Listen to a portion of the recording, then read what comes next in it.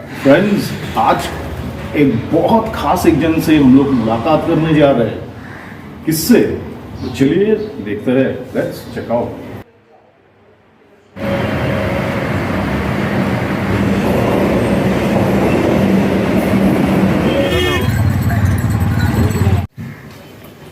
So friends, today over here we are meeting none other than Mr. Shorangshu Malik, Hi. who is the leading breeder and importer of imported guppies in entire Bengal. So meet Mr. Shorangshu Malik. Hello. Close.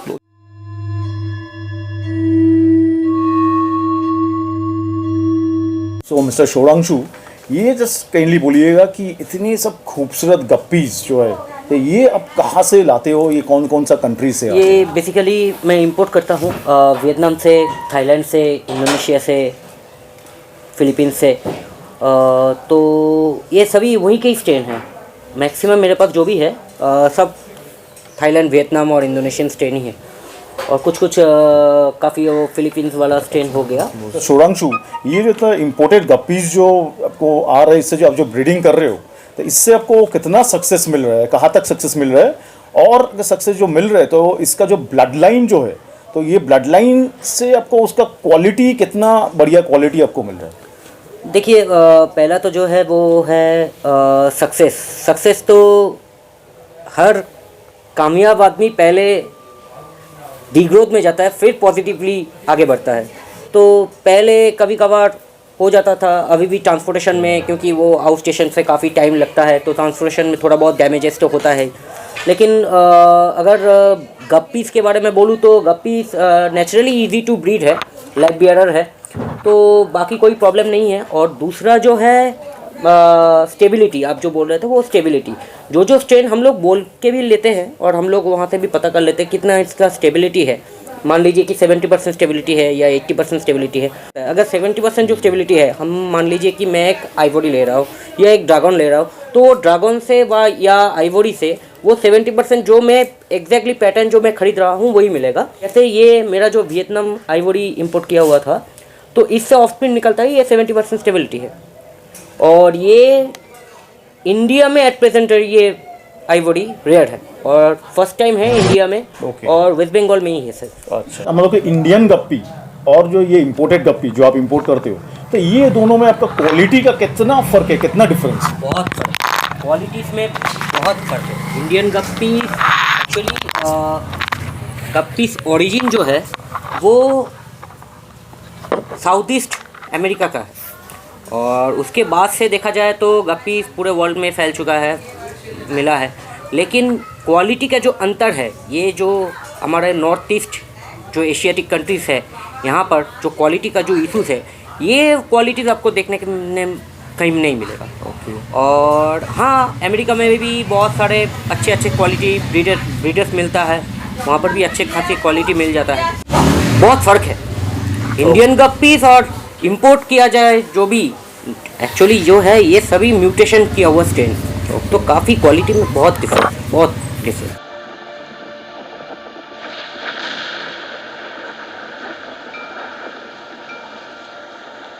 Mister शोरांशु, कि ये एक theory जो है कि हमारे guppies को हम लोग टेट्राज और आपका मॉलीज के साथ हम लोग रख नहीं सकते, पर देखिए एज अ हॉबिस्ट मैं तो पकड़ लीजिए मेरा 3.5 फुट टैंक में एक बार जब प्लांटेशन सेमी प्लांटेशन किए थे तो मैंने तो विथ फुल सक्सेस, कोई प्रॉब्लम नहीं होता। मैं तो मॉलीज और गप्पीज़ के साथ मैं तो रखा था, गप्पीज़ मॉलीज और tetra, that is cardinal tetra neon, कोई प्रॉब्लम नहीं था।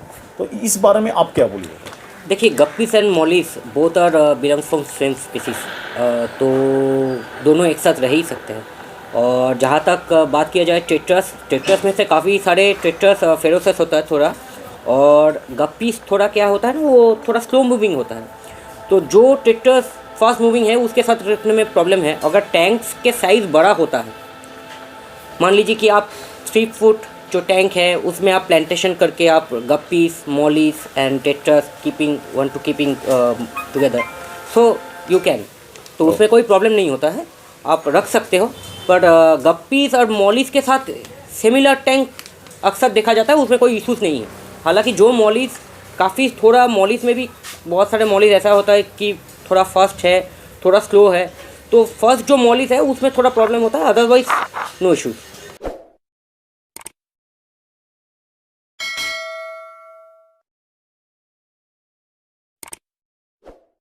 अच्छा शुभांशु दा, तो ये बोलिए कि गप्पीज का इंटायर बाकी सब फिशेस के साथ थोड़ा कंपैटिबिलिटी लेके थोड़ा बहुत बोलिएगा। अगर आप किस हिसाब से, मतलब टैंक अगर मिक्सअप टैंक करना चाहते हो तो उसी से बस अच्छा, तो आप टेट्रास के साथ रख सकते हो, आप कोरिडोरस के साथ रख सकते हो टैंक में, मॉलिस तो है ही ऑब्वियसली, और कुछ एंजल फिशेस को मैंने बहुत सारे दोस्तों को भी मैंने देखा एंजल फिशेस के साथ गप्पीज रखे हुए हैं, तो उसमें कोई इशूज़ नहीं होता है।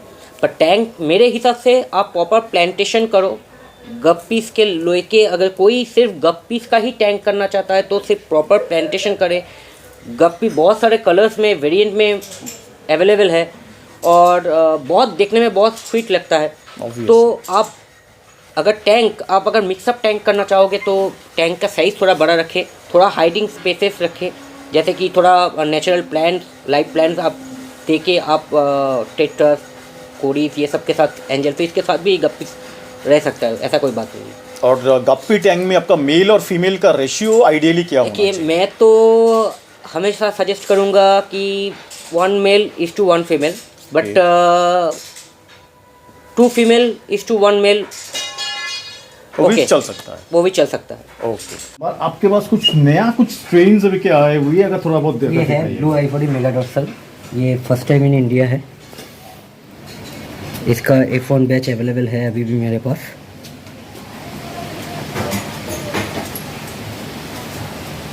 गैलेक्सी 510 शैलो रिबन, ये भी इंडिया में न्यू है, ये F1 बैचेस है।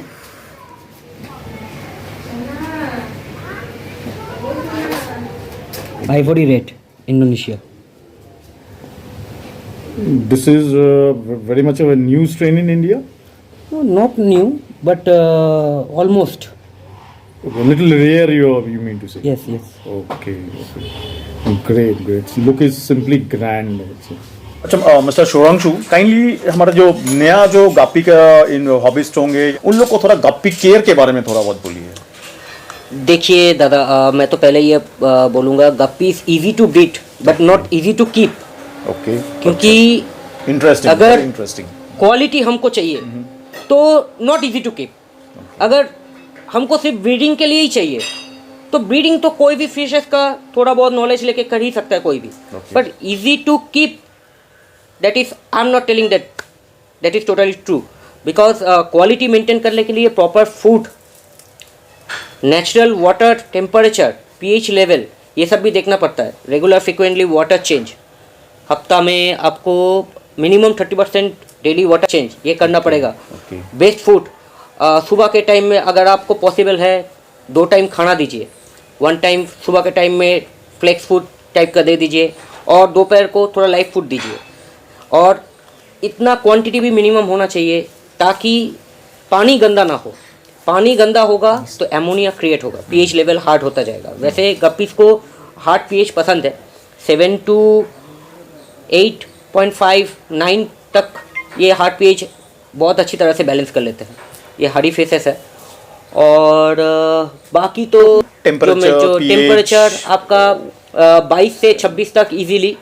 और मैं ये बहुत सारे फ्रेंड्स कमेंट करते हैं कि सर्दी के मौसम में गप्पीज कैसे अच्छा रहेगा, तो मैं यही बोलूँगा कि सर्दी के टाइम में गप्पीज can easily live with in 20 to 18। उसके बाद क्या होता है, गप्पीज थोड़ा सिक हो जाता है। तो थोड़ा खाना, बहुत सारे मछली भी एक्चुअली वो उस टाइम खाना बहुत कम खाते हैं और सीख नहीं होता है एक्चुअली, वो लोग अपना मूवमेंट थोड़ा कम कर लेते हैं, वाटर टेम्परेचर के साथ अपने को बैलेंस कर लेते हैं। तो ये बैलेंस करने की वजह से वो लोग एक ही जगह में स्टिफ होकर खड़े रहते हैं, तो इसके वजह से इन लोगों को अंदर में थोड़ा स्ट्रेस हो जाता है। तो ये मैं सजेस्ट करूँगा कि आप अगर आउटडोर में जैसे मेरा जो सेटअप है उसके जैसे अगर आपको करना है या टैंक में भी करना है तो प्रॉपर वो टेम्परेचर, अगर टैंक में करोगे तो आप थर्मोस्टेट यूज़ करो तो प्रॉपर टेम्परेचर के साथ तो कोई इशूज़ ही नहीं होगा। और अगर आउटडोर में आप करोगे तो प्रॉपर प्लांटेशन के साथ करो, प्लांट रहेगा तो गप्पी दे विल फील नेचुरल। पर 26 डिग्री आपने ये बोले हो, तो 26 के ऊपर अगर टेम्परेचर हो जाए तो कोई इश्यूज नहीं है। ओके, मतलब ज़्यादा- 29 ज़्यादा- 30 हाँ। डिग्रीज हो सकता है। हाँ, तो मिस्टर शोरांशु, हमारे व्यूअर्स के लिए गप्पी का क्वारंटाइन लेके थोड़ा बहुत कुछ बोलिए। क्वारंटाइन तो हर फिशेस को करना पड़ता है। जब भी आप पुराने टैंक में पुराने फिशेस के साथ आप नया टैंक में वही टैंक में नया फिश इंट्रोड्यूस करोगे तो वो पानी के साथ आपको तो क्वारंटाइन करना ही पड़ेगा, वरना क्या होता है वो ट्रांसपोर्टेशन के दौरान गप्पीस या कोई भी फिश है थोड़ा बहुत सीख होता है, तो सीख होने के बाद बहुत सारे डिसीज से वाटर टेम्परेचर चेंज होता है तो बहुत सारे प्रॉब्लम आ सकता है। तो क्वारंटाइन हर फिशेस को करना पड़ता है, तो हम लोग भी क्वारंटाइन करके ही फिशेस को फिर मेन टैंक में ऐड करते हैं। अच्छा मिस्टर शोरांशु, तो ये गप्पी का ब्रीडिंग कहा जाता है, we hear that it's very easy. मेरा सवाल ये है कि अगर ये ब्रीडिंग, गप्पी का ब्रीडिंग इतना ही अगर इजी था, तो फिर हमारे इंटायर बंगाल में सिर्फ ये बस 2-3 जन का नाम क्यों जाना माना है, क्यों सुना जाता है, दैट इज लाइक शुभोदीप दा और आप, दैट इज मिस्टर शोरांशु, आप 2 जन, सिर्फ 2 जन का नाम ही क्यों? शोजित नहीं, एक्चुअली बात वो नहीं है। गप्पीज तो सभी ब्रीडिंग करते हैं, पर मैं बिलीव करता हूँ क्वालिटी तो, और जो है ना लार्ज क्वांटिटी में आपको क्वालिटी कभी बाहर नहीं आएगा। और प्रॉपर फूड आप अगर जो गप्पीज के जो प्रॉपर डाइट है वो अगर मेंटेन करोगे तभी आपको वो क्वालिटी बाहर आएगा। तो हम लोग थोड़ा क्वालिटी लेके कॉन्शियस है, तो मैं भी यही कोशिश करूँगा कि जो भी फिश सामने वाले को मैं दे रहा हूँ वो वही क्वालिटी का फिश हो जो मेरे पास है। ओके। तो क्वालिटी देखिए, अगर आप बल्क ब्रीडिंग करवाओगे कोई भी फिश का तो वो फिश सही नहीं रहता है, क्वालिटी उसका बिक्री ही होता है। ओके।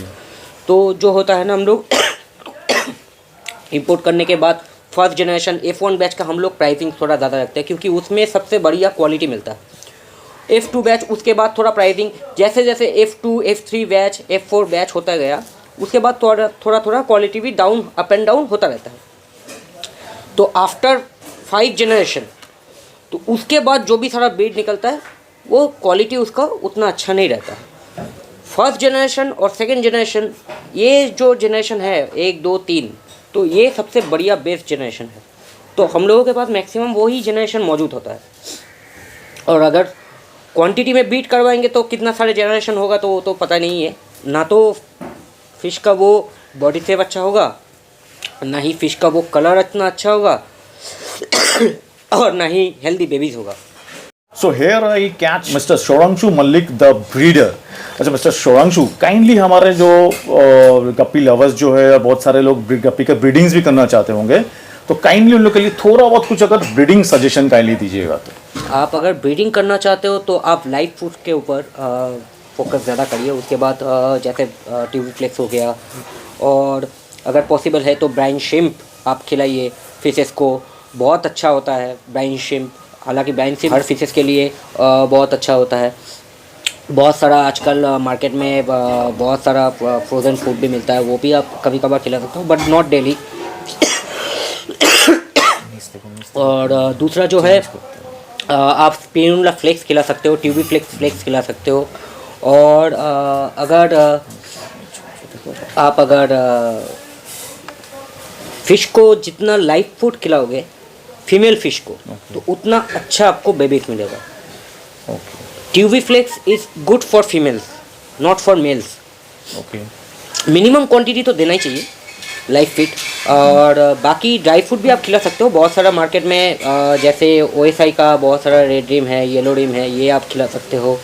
पेंडोरास गोल्ड है, वो आप खिला सकते हो, काफ़ी अच्छा फूड है वो पेंडोरास गोल्ड। और जो एफर्ट कर सकेगा वही ये सब खिला सकता है। और अगर जो एफर्ट नहीं कर पाएगा तो उसके लिए टायो का भी फूड चलता है, टायो का भी बहुत सारा गप्पीज फूड है, वो भी देख सकते हैं। पर ब्रीडिंग के लिए आपको अगर ब्रीडिंग करना ही है तो लाइव फूड मस्ट। ये एक बहुत इंटरेस्टिंग पॉइंट आपने बतलाया है कि दैट इज़ ये सिर्फ ट्यूबी फिक्स वॉर्म सिर्फ फीमेल के लिए अच्छा है, मेल के लिए नहीं, ये क्यों? एक्चुअली क्या होता है, फीमेल्स के लिए जो प्रोटीन जो मिनरल्स मिलता है ना, वो फीमेल ऑब्जर्व कर लेता है प्रेगनेंसी के टाइम पे। ओके। और मेल वो ऑब्जर्व नहीं कर पाता है। काइंड ऑफ डाइजेस्ट जो डाइजेस्टिंग प्रॉब्लम है वो उस टाइम फीमेल को ज़्यादा प्रोटीन ज़्यादा न्यूट्रिशन ज़रूरत होता है, और अगर मेल ज़्यादा खा लेगा तो उसमें थोड़ा डाइजेस्टिंग में प्रॉब्लम होता है, मेटाबॉलिज्म में तब ओके, इसलिए प्रॉपर डिवॉर्मिंग करना पड़ेगा उसके लिए। फिर that is both male and female, या तो फीमेल मेल के लिए अगर मेल को स्पेशली ज़्यादा आप खा रहे हैं तो ओके, प्रॉपर डिवॉर्मिंग करना पड़ेगा। और मैं तो यही कहूँगा कि आप वीकली एक दिन खाना देना बंद करिए, बाकी 6 दिन जो है आप अच्छा फूड दीजिए। 1 टाइम दे रहे हो तो 1 टाइम ही जो फूड दे रहे हो वो अच्छा दीजिए, मिनिमम क्वांटिटी दीजिए ताकि वो वेस्ट ना हो। और अगर 2 टाइम देते हो तो मिनिमम क्वांटिटी दीजिए, लेकिन आप हर हफ्ते में 1 दिन फिश को डिवॉर्मिंग करिए, हफ्ते में एक बार। अगर पॉसिबल नहीं होता तो 15 दिन में एक बार डिवॉर्मिंग करिए, ये ज़रूरी होता है। हम लोग गप्पीज के बहुत सारे कुछ कॉम्पिटिशन्स के बारे में हम लोग सुनते हैं कि ऑनलाइन हो या डायरेक्ट हो, बहुत कुछ गप्पीज के कॉम्पिटिशन्स अभी आ रहे हैं, तो इसके बारे में हम हमारे व्यूअर्स को थोड़ा बहुत कुछ इन्फॉर्मेशन दीजिएगा। हाँ, कंपटीशन तो बहुत सारा होता ही है वर्ल्ड में, हर मंथ होता है आप कह सकते हो, तो हम लोग भी पार्टिसिपेट करते हैं और दूसरों को भी हम लोग कोशिश करते हैं कि जो थोड़ा बहुत सोच रखते हैं कि मैं क्वालिटी बिडिंग कर रहा हूँ, तो वो भी अपने आप को जस्टिफाई करने के लिए तो वो भी पार्टिसिपेट कर सकता है। और हम लोग तो हम लोगों का जो स्पेसिफिक जितना भी ग्रुप है तो उसमें देते हैं कि ये कंपटीशन हो रहा है, यहाँ पर हो रहा है, जैसे अभी फिलीपींस में कंपटीशन हो रहा है, वियतनाम में कंपटीशन हो रहा है, तो आप लोग पार्टिसिपेट कर सकते हो। ऐसा ही ज़रूरी नहीं है कि आप हर बार आपका फिश सही है, पर आप सीखोगे, आपको सीखना ज़रूरी है। जितना आप सीखोगे आप अपने आप को उतना बेहतर बनोगे, अपने आप को उतना बेहतर कोशिश करोगे, बेहतर बनाने की कोशिश करोगे और बेहतर फिश आप डेवलप करोगे। तो अपने आप को हर वक्त जज करना चाहिए, तो पार्टिसिपेट करिए, हर कंपटीशन में पार्टिसिपेट करिए। ये जो एक डाउट्स है आपका गप्पी लवर्स और बायर्स का मन में कि एक गप्पी वेदर एज टू वो लोकल गप्पी है या तो वो इम्पोर्टेड है कि नहीं, तो ये डाउट्स थोड़ा क्लियर कीजिएगा। इम्पोर्टेड हम लोग किसको कह सकते हैं? अगर कोई फिशेस को हम फॉरेन से खरीदते हैं तो उसको हम इम्पोर्टेड कह सकते हैं। इम्पोर्ट उसी को ही कह सकते हैं जो बाहर से मतलब फॉरेन से फिश खरीद रहा हो, उसको यहाँ पर आके बेच रहा हो, या उसका फर्स्ट जनरेशन या सेकंड जनरेशन कोई भी ब्रीड बेच रहा हो, चेन्नई से हो या बेंगलोर से हो या मुंबई से हो या केरला से हो, हम लोग फिशेस ले रहे हैं और उसको हम लाके यहाँ पर हम इम्पोर्टेड बोल के सेल कर रहे हैं।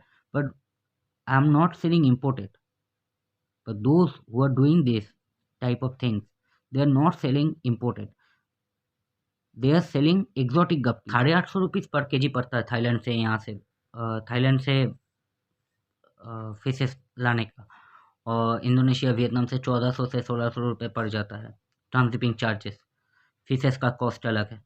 तो ये दोनों मिला के तो 250-300 रुपये में इम्पोर्टेड गप्पीस मिलना तो इम्पॉसिबल ही है। तो कभी भी इम्पोर्टेड गप्पीस 250-300 रुपये में नहीं मिल सकता है, तो ये कस्टमर्स को ये समझना है। और दूसरा चीज़ जो है ना, वो कस्टमर्स, बहुत सारे कस्टमर ऐसे भी होते हैं गप्पीस का प्राइजेस सुन के वो लोग सोचते हैं अरे गप्पीस इतना प्राइजेस नहीं हो सकता। तो मैं उन सबको यही करना चाहूँगा कि इंटरनेशनल मार्केट में आप एक बार, आजकल तो ऑनलाइन का ज़माना है, आप बहुत सारे पेजेस है फेसबुक में, तो आप एक बार वहाँ पर जाइए, सर्च कीजिए, तो वहाँ पर जाके इंटरनेशनल जो भी ब्रीडर्स है ना, वहाँ से थोड़ा बहुत प्राइस टैली कर लीजिए कि प्राइजेस कितना हो सकता है न्यू स्ट्रेन का, न्यू जनरेशन का, न्यू वैरायटी का। उसके बाद जो अपना जो बेसिक कॉन्सेप्ट है, क्यों प्राइसेस इतना होता है गप्पीस का और हम लोग क्यों मांगते हैं इतना, तो वो आपको क्लियर हो जाएगा। और दूसरा चीज़ जो है, फर्स्ट जनरेशन सेकेंड जनरेशन ये ब्रीड काफ़ी अच्छे होते हैं, तो इस वजह से इसका प्राइजेस भी काफ़ी ऊंचा रहता है। मिस्टर शुभांशु, काइंडली जो हमारे इतने सारे पूरे इंडिया में जो कितना गप्पी लवर्स है, फिर ट्रेडर्स भी है, और फिर जो लाइक आपसे किसी तरह गप्पी रिगार्डिंग गप्पीज कांटेक्ट करना चाहते हैं, तो वो आपसे किस तरह से कांटेक्ट करेंगे? मेरा फार्म का नाम है श्रेयांशी गप्पीस और मेरा फ़ोन नंबर है 8910846767। And another phone number is 9903764669। या तो आप फेसबुक पे भी मेरे साथ कांटेक्ट कर सकते हो, आप इंस्टाग्राम में भी मेरे साथ कांटेक्ट कर सकते हो, और मेरा मेल आईडी है suryamalik90@gmail.com। आप उसमें भी मुझे अपना जो क्वेरीज है आप कर सकते हो, तो मैं बेझिझक आपको जो भी है मैं डेफिनेटली आंसर दे दूंगा। So, Mr. Shorangshu, I thank you so much for coming to my channel, Honest Aqua. YouTube Thank you. Or friends, like with a vote of thanks to Mr. Shorangshu Malik for giving us such valuable time. I'm just winding up today's video. I hope you really got some very, very valuable informations from none other than Mr. Shorangshu Malik, who is the topmost breeder and importer of imported guppies in entire West Bengal.